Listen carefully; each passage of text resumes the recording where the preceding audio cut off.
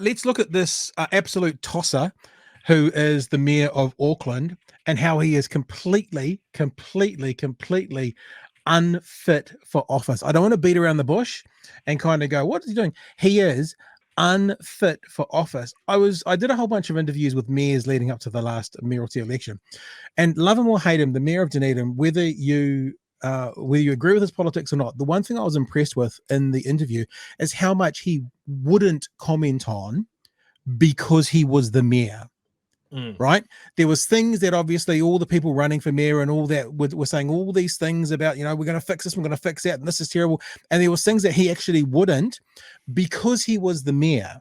And because he was the mayor, he had to actually hold his tongue on some things, which kind of made it difficult to defend some of the attacks that were coming for him. That's a lesson that Mr. Wayne Brown may need to learn, to keep his mouth shut and not offer a speculative opinion about things like Auckland Airport, causing Auckland Airport to have to lose and stop trading shares because of something the mayor said in a meeting, Chewy. Yeah, absolutely, just stunningly dumb. It's how I thought that played out. I mean, what the fuck? Yeah, let's have a look at it for people who need to get picked up or caught up on it. Let's have a look at what was said. Off-the-cuff comments that plunged one of our largest listed companies into a trading halt. Auckland Mayor Wayne Brown claiming Auckland Airport set to initiate a capital raise for its new domestic terminal. I don't think they have announced it yet, but you don't have to be particularly forward-looking to see that that's coming. Except, according to Auckland Airport, it isn't. The company forced to issue a trading halt pending an announcement. That eventual announcement taking aim at Mayor Brown, saying his comments are simply incorrect. The Auckland Mayor forced to clarify his remarks. When I spoke previously about airport capital raisings, I was only assuming or guessing there would be one. I don't know any specific knowledge that there will be one. But not keen to discuss them post-meeting. Staffers going into bat instead. The Mayor has made the comments, so I think it's fair that we ask him for his response. Does anyone have any other questions? It was the Auckland Mayor's biggest day in office yet. This guy is so far out of his depth. And this is a tweet that I put out today about it, right?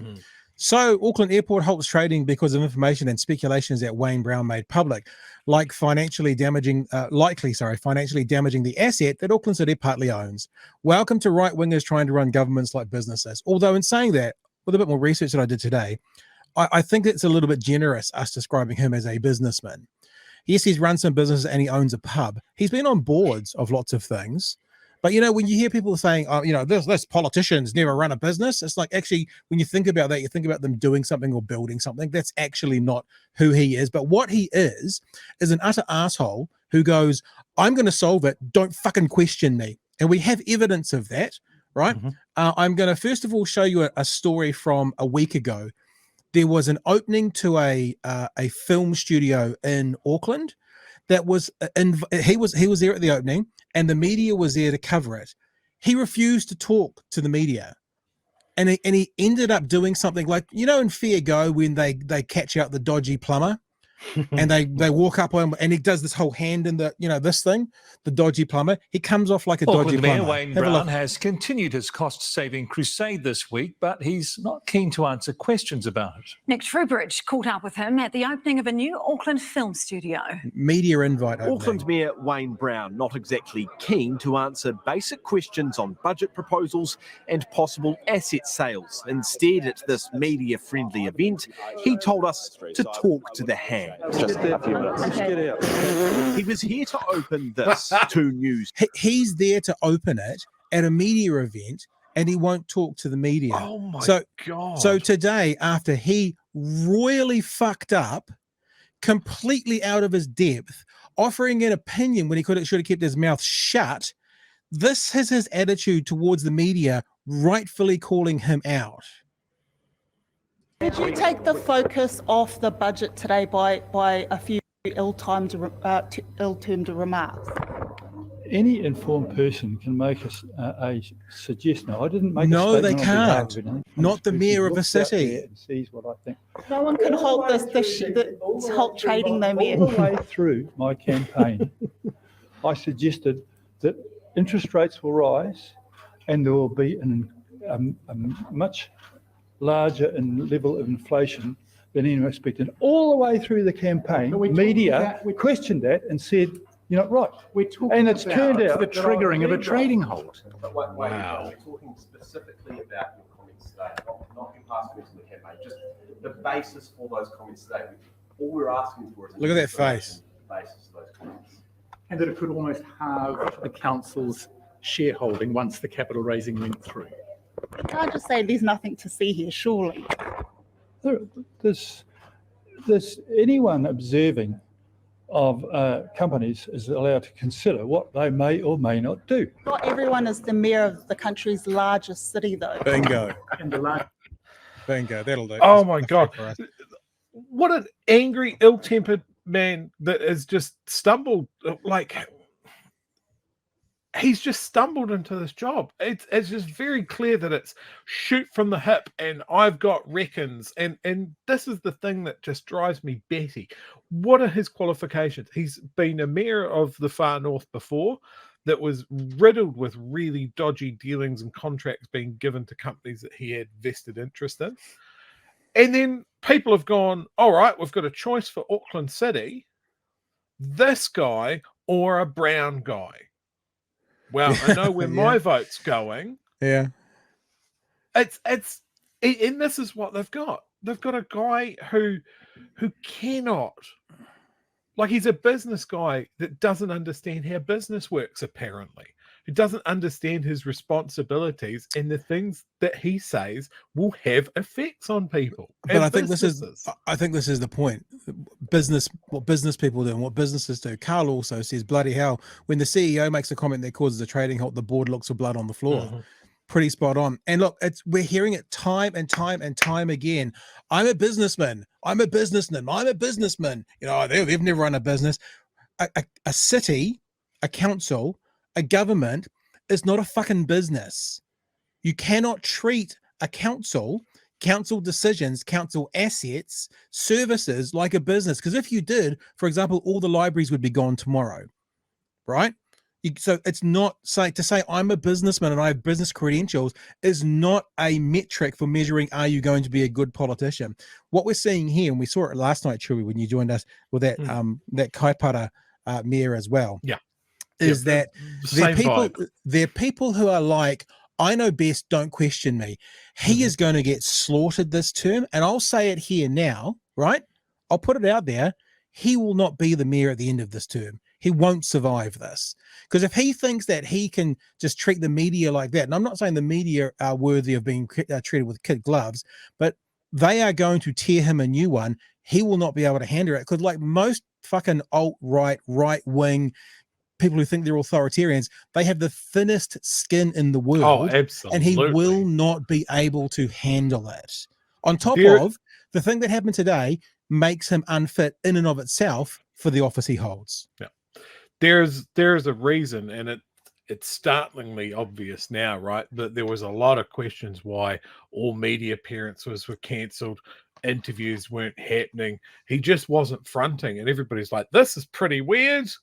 Now we know why. He cannot take any sort of criticism, and it's kind of like he's going, yeah, I'll have a crack at being mayor of Auckland. It'll be just like being the mayor of the far north. Well, no, it's not, because this country's biggest city, the powerhouse of our economy in a lot of ways, gets a bit more attention. But yeah, he looks out of his depth. He looks like extremely thin-skinned. And the other thing like is someone who's just not across his job. Yeah, and look, if he hasn't, so let's give him some grace, right? He learned today that he can't just say what he wants when he wants. But then the correct response after that is mea culpa. And the response he gave was, you media. It's like, no, you fucked up. And the media was absolutely in their right to go, no.